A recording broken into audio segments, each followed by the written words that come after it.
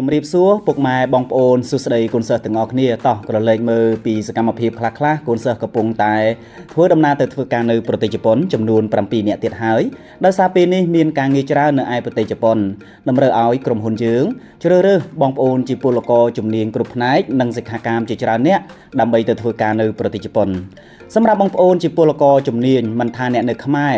ឬក៏នៅប្រទេសជប៉ុនស្រាប់ចង់ផ្លាស់ប្ដូរការងារអាចតំណងមកដាក់ពាក្យសម្ភាសបដូរការងារបានទាំងអស់គ្នាណាក្នុងនោះមានការងារសម្រាប់ពលករនិងសិក្ខាកាមដែលកំពុងជ្រើសរើសសម្ភាសបន្ទាន់នោះមានដូចជាផ្នែកវិខ្ចប់ចំណីអាហារនិងកែច្នៃចំណីអាហារផ្នែកកសិកម្មដាំបន្លែទូទៅនិងចិញ្ចឹមសត្វផ្នែកកាត់ដេរផ្នែកអាហារដ្ឋានផ្នែកសំណង់គ្រប់ប្រភេទផ្សារដែកក្តារពុម្ពដំឡើងរន្ទាលាបថ្នាំ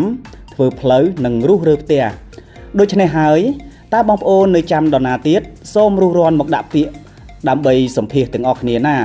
ចុះឈ្មោះភ្លាមរៀបចំការសម្ភាសភ្លាមសម្រាប់ព័ត៌មានបន្ថែមសូមបងប្អូនឆាតចូលនៅក្នុងเพจឬ call តាមរយៈលេខទូរស័ព្ទដែលមាននៅក្នុងវីដេអូនេះសូមអរគុណ